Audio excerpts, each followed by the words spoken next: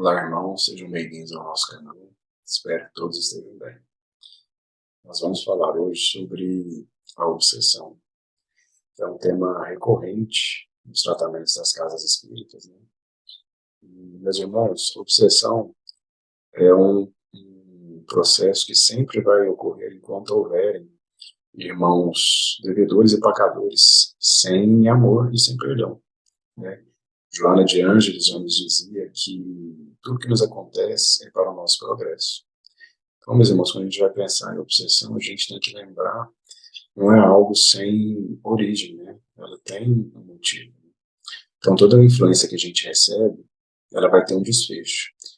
E esse desfecho vai depender de como a gente age, né? Nos estudos espíritas, a gente tem o livro dos médiuns, né? E lá no capítulo 23 fala sobre a obsessão.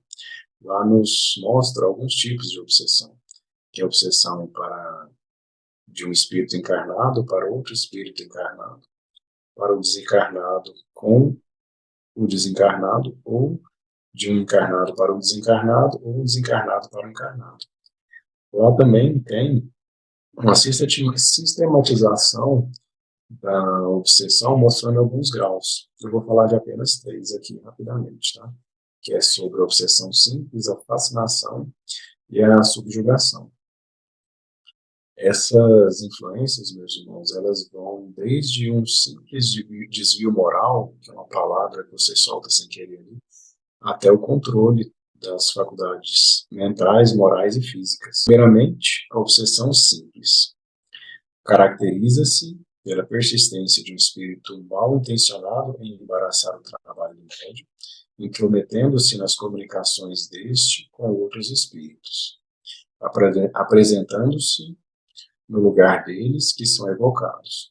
Nessa categoria também se inclui o tipo de manifestações de ordem física, pancadas, ruídos, movimentos de objetos e etc., produzidas para causar simples perturbação ou intimidação. Nesse nível, os obsessores desejam meramente importunar o médium e não discernir a sua ação.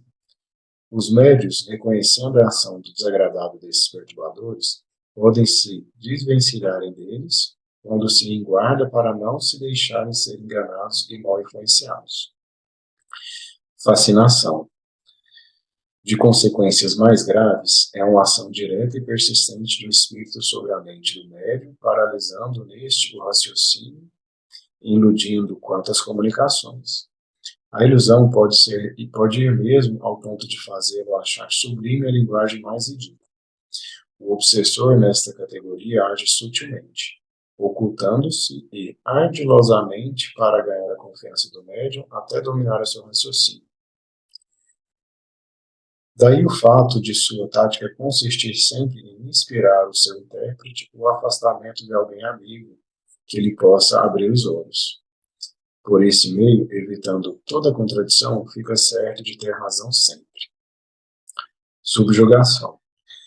É um maior agravamento da obsessão, em que o obsessor exerce uma pressão tal que paralisa a vontade daquele que a sofre e o faz agir a contragosto, quando obsediado sob o verdadeiro jugo, tanto psicamente quanto fisicamente.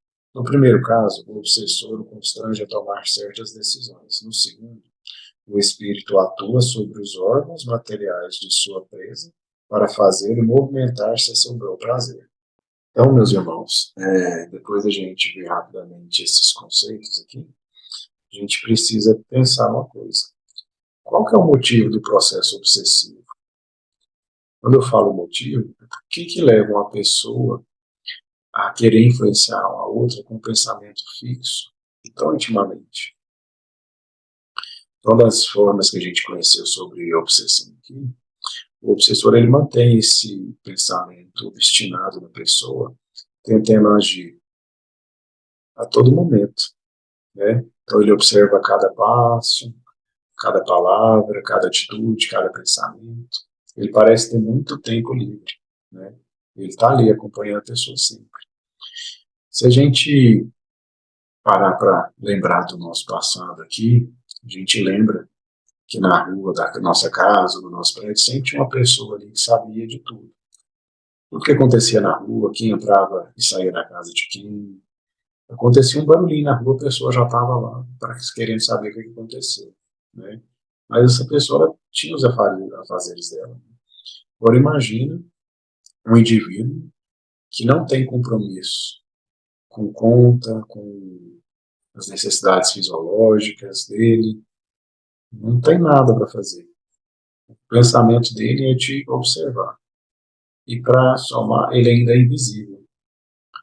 Imagina, ele está ali, ele acompanha a pessoa no trabalho, em casa, ele está observando, ele está analisando a pessoa quase que o tempo todo. Então a ideia dele é de conhecer a pessoa, de saber os pensamentos dela para, no momento certo, ele incluir a sua influência. Eu não estou falando que toda obsessão é assim, tá, gente? Só estou dando um exemplo para a gente entender como é que o espírito está ali, né? Até porque cada pessoa tem as suas vidas, vive no seu universo particular, né? Cada pessoa é uma pessoa. Mas isso aqui é só para a gente lembrar. Quando a gente vai entender sobre a obsessão, a gente precisa esclarecer que ela não é um fato sem origem, sem motivo. Normalmente, nos estudos que a gente faz, a gente nota que o irmão obsessor ele está buscando reparo, ele está buscando justiça de alguma coisa que ele sofreu nessa vida ou na vida passada. Então ele está ali observando a pessoa e tudo, mas na verdade assim ele já tem uma vivência com aquela pessoa, né? E normalmente esse irmão obsessor ele é um espírito doente. Por que eu falo doente? Porque ele está com aquele pensamento doentio, né? Às vezes ele até está com a sensação de enfermidade, ele quer descarregar tudo isso na pessoa que ele está ali perseguindo. Por isso que eu falei lá no começo. O processo obsessivo sempre vai existir enquanto houverem irmãos devedores e cobradores sem amor e sem perdão. Porque normalmente o cobrador ele está ali buscando justiça, né? Às vezes ele até quer perdoar, às vezes ele até quer pedir perdão, mas assim, o pensamento dele é que a pessoa tem que reparar aquilo da mesma forma que ele, ou ele quer que a pessoa sofra o que ele sofreu, né? Então, quando, graças a Deus, né, nós temos os tratamentos, né, de desobsessão, a pessoa que está sendo obsediada ali, ela às vezes nem sabe da existência do carcinoma, porque como eu falei, ele é invisível, ele está ali perseguindo, ela não sabe. Ela está sofrendo alguma coisa, alguma perturbação, e quando ela procura a casa espírita para o processo de desobsessão, que ela é indicada, ali os mentores espirituais sabem, têm condição de saber o que aconteceu entre os dois. Então, normalmente, esse espírito perseguidor era um espírito doente. Por que ele é doente? Porque está com um pensamento fixo, doentio ali, em querer buscar justiça. Ele quer que a pessoa sofra o que ela sofreu. Ele quer, às vezes ele até quer o perdão da pessoa, né? Mas de uma forma que a pessoa compreenda o que ela fez, que ela se sinta culpada pelo que ela fez. Mas como há o esquecimento do passado, né, pelo reencarno, a pessoa que está sofrendo ali, está sendo perseguida, nem sabe o que aconteceu, nem sabe da existência do outro. Na palestra anterior a essa aqui, tem exatamente esse tema, né, o esquecimento do passado, com o Fábio de Oliveira. Quem puder assistir, é uma palestra muito boa. Então, quando a pessoa está se sentindo enferma e ela consegue ir na casa espírita e lá eles oferecem o processo, o tratamento de desobsessão, ali os mentores têm condição de saber o que aconteceu, de toda a história, né? Mesmo não passando para a pessoa encarnada, mas eles têm como agir influenciando o irmão perseguidor. Como a gente sabe, as perseguições aí não podem ocorrer durante séculos. Então não é num dia que o irmão vai ser convencido de mudar o pensamento dele. Por isso os tratamentos nas casas espíritas são feitos por semanas, por algumas semanas, para que essa perseguição ali ela seja amenizada, para que o irmão tenha o seu coração amenizado, para que possa mudar a situação. Então, assim, meus irmãos, como ele está buscando um reparo, ele está querendo ver uma mudança de atitude também. Então, no processo de desobsessão, não é só espiritualidade, o irmão obsessor tem que mudar. A gente tem também que mudar. A gente tem que mudar os nossos pensamentos, as nossas atitudes, para que possa haver essa quebra de perseguição, dessa perseguição.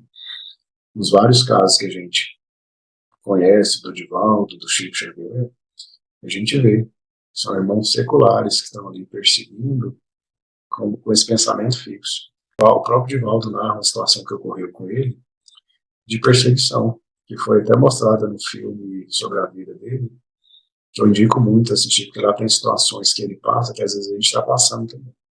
Então eu indico muito esse filme. E o Divaldo, ele narra que ele foi perseguido por séculos por um irmão, e que só nessa encarnação dele aqui, ele foi perseguido por mais de 40 anos. Então o Divaldo estava lá fazendo palestra, o irmão estava na plateia ali, fazendo caras de feições, né, de desacordo.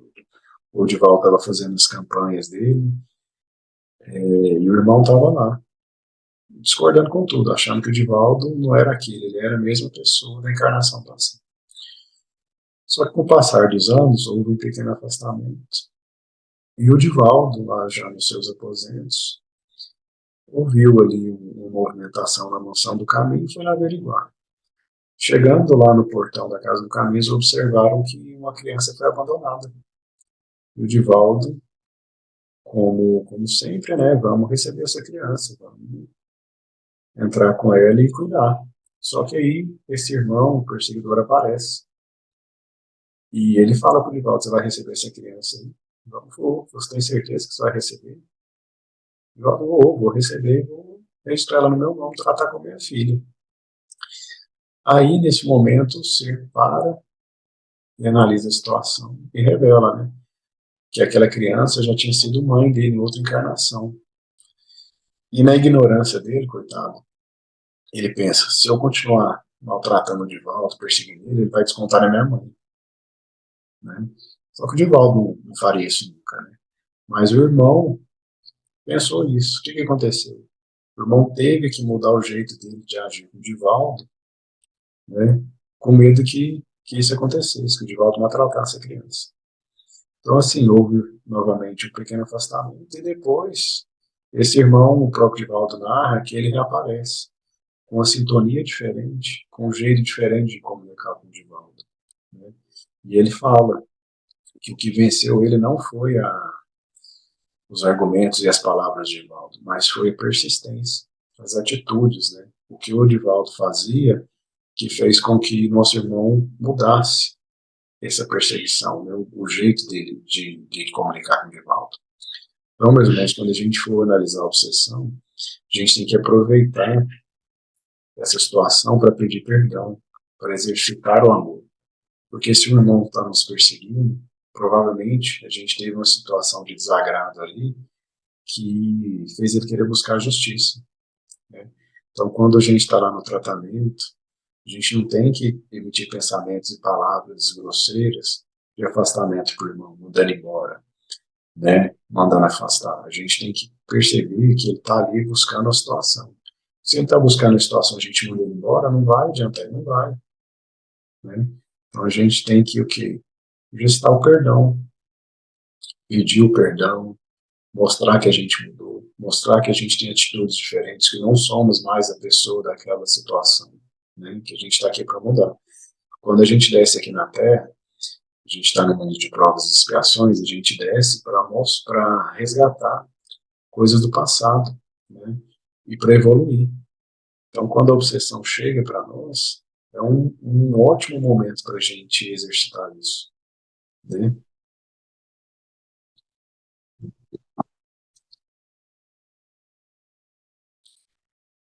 Vou dar mais um exemplo aqui. Eu vou dar mais um exemplo, né, de situação que a gente pode aproveitar.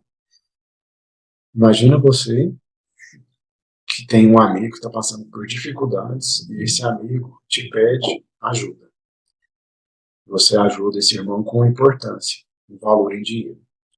Esse irmão fala, eu vou te pagar com tantos dias. Encerra o prazo e esse amigo não aparece, não te paga. Começa a ficar preocupado. Aí você vai e procura saber. Chega lá, o amigo fala, cara, ainda não melhorei, ainda tá ruim as coisas, eu não tô conseguindo te pagar, mas eu vou te pagar. Aí você começa a ficar preocupado, fala, pô, o cara não vai me pagar. O cara veio aqui e pediu ajuda, eu dei, e ele não tá cumprindo, né, com a palavra dele. Nesse momento, você começa a gerar um conflito ali, de que o irmão não vai cumprir com a palavra dele. Nesse momento, você começa aqui a gerar um certo pensamento de desconfiança, né? E nosso irmão está na dificuldade, você ajudou, está querendo receber, mas não está recebendo. Então você passa um tempo, dá mais um prazo e nada, esse irmão não aparece mais, aí uma hora você encontra com o conhecido e conversando ali, você solta o pensamento infeliz, né? Ó, fulano me pediu dinheiro emprestado e nunca pagou. Não empresta não, que ali não paga. Aqui, meus irmãos, a gente já está gerando pensamento negativo para outra pessoa. Se a pessoa está em dificuldade, querendo prosperar, como é que ela vai prosperar se a gente está desejando negatividade para ela? Então, quando Jesus veio à Terra, ele veio nos ensinar a amar próximo como a si mesmo, né? Se eu lembrar desse ensinamento de Jesus e lembrar do nosso amigo, como é que eu vou exercitar esse ensinamento, né? Eu posso ir lá na casa dele, conversar com ele, saber o que está acontecendo com ele e tentar oferecer mais ajuda. Eu chego, meu irmão, eu te emprestei esse dinheiro, eu estou vendo que você está numa dificuldade muito grande, você está na intenção de me pagar, então eu vou te dar de presente. Você não precisa me pagar ainda. Considere isso aqui como um presente de um amigo. E outra, eu estou vendo que você está com os armários vazios aí, você está com as contas vazadas. Você quer que eu vou, vamos no mercado ali que eu vou fazer uma compra para você, né? E aqui, meus irmãos, é uma amizade que está sendo consolidada, é um pensamento cristão que está sendo consolidado. E daqui para frente não vai ter intriga, né? Porque é um entendendo a situação do outro. Às vezes o irmão devedor ali até queria pagar, mas ele estava com vergonha porque não prosperava. Então essa situação aqui tem um desfecho feliz, né? Que vai ter uma gratidão eterna aqui. Mas se eu não lembrasse desse ensinamento de Jesus e continuasse querendo receber, e o meu devedor ali não quisesse mais me procurar, desaparecesse, eu ia ficar com esse pensamento pronto para o futuro. Sempre que eu lembrasse desse amigo, eu ia lembrar, ele é um mau pagador. Está me devendo e sumiu.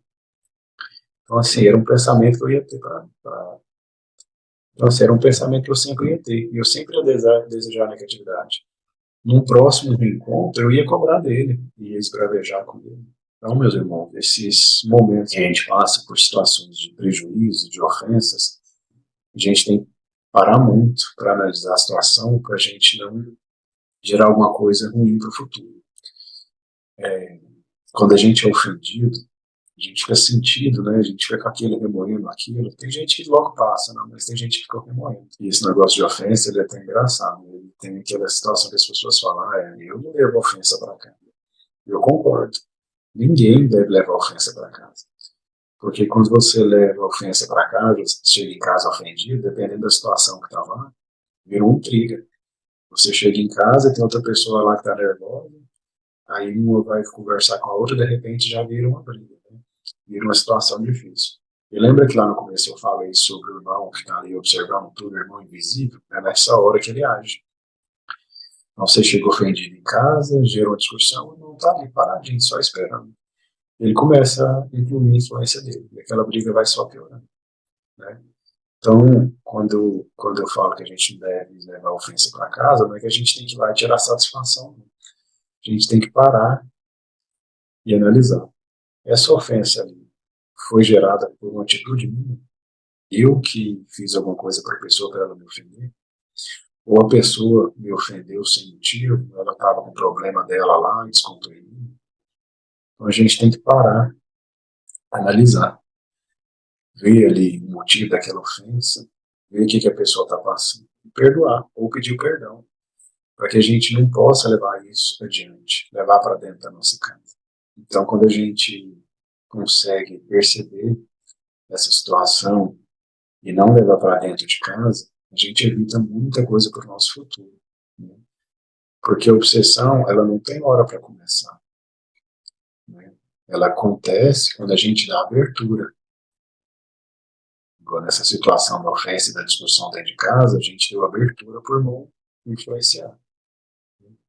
Então, quando a gente vai pensar em obsessão, que ela tem uma origem, né, e o desfecho depende da situação que a gente vive, a gente tem que exercitar justamente o perdão. Sempre que a gente puder, a gente exercitar o perdão. Eu trouxe aqui 4 itenzinhos para nos ajudar. Primeiro aqui, exercício do perdão. A gente saber perdoar, saber ser perdoado também, reconhecer os erros, saber que errou, se foi a pessoa que errou, se foi eu que errei, entender a outra pessoa, saber o que você está passando e pensar antes de agir. Antes da gente falar qualquer coisa, né? Se a gente pegar de baixo para cima aqui, ó, pensar antes de agir. Aconteceu a situação, eu não vou reagir imediatamente, eu vou pensar na situação que ocorreu. Entender a pessoa. Eu vou olhar para a pessoa e entender o que motivou ela a gerar aquilo. Reconhecer os erros. Fui eu que errei, foi ela que errou, né? Exercício do perdão. Eu vou pedir o perdão ou eu vou dar o perdão para a pessoa. Então, aconteceu alguma coisa, eu vou parar, pensar antes de agir, reconhecer que ali tem uma pessoa, tem um indivíduo ali, que ela tem as vivências dela, reconhecer os erros, né? Se eu errei, eu vou admitir que eu errei. Se ela errou, eu vou entender o erro dela e perdoar, né? Se aconteceu alguma coisa, eu vi que a pessoa ali tá estressada, eu vou reconhecer o erro ali, mas eu vou perdoar. Então aqui, meus irmãos, eu não levo ofensa para casa, eu não gero intriga. Se a pessoa não quer o perdão, se a pessoa ali está irredutível, mas você está na intenção de resolver aquela situação e não está conseguindo, aí já não é uma coisa sua, porque a sua intenção é de melhorar. E a pessoa não quer, ali já é uma condição dela. E a gente compreende a condição da pessoa e perdoa. Mesmo que ela não aceite, mesmo que a palavra não saia da boca da pessoa aceitando o perdão, não tem problema. A sua intenção é que conta, né? Tem pessoas que esquecem. Às vezes ela esquece e não dá ofensa, esquece que erraram para com ela e deixa para lá. Às vezes reencontra e está tranquilo. Agora tem pessoas que ficam remoendo. Essas pessoas que remoem são as que sofrem, né? Então, por isso que a gente, quando a gente tem a oportunidade, a gente tem que pedir o perdão ou dar o perdão, para que nada fique para frente, para ser resolvido depois, né? Então, meus irmãos, eu espero que todos possam ter assimilado um pouquinho que seja dessas palavras e que Jesus abençoe a todos nós, que nos permita, né, seguir em frente a nossa vida com mais fé, com mais sabedoria.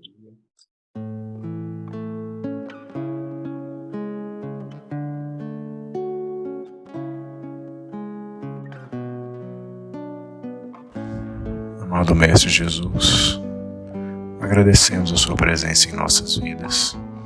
Rogamos de vós, neste momento, a tua luz que nos envolve, que nos beneficia a matéria e o espírito, nos curando, nos acalentando o coração. Que Sua vontade seja feita na nossa vida, Mestre, agora e sempre. E que a tua energia possa alcançar as nossas águas, trazendo o remédio que necessitamos para curar as nossas enfermidades, do corpo e do espírito, e que assim seja.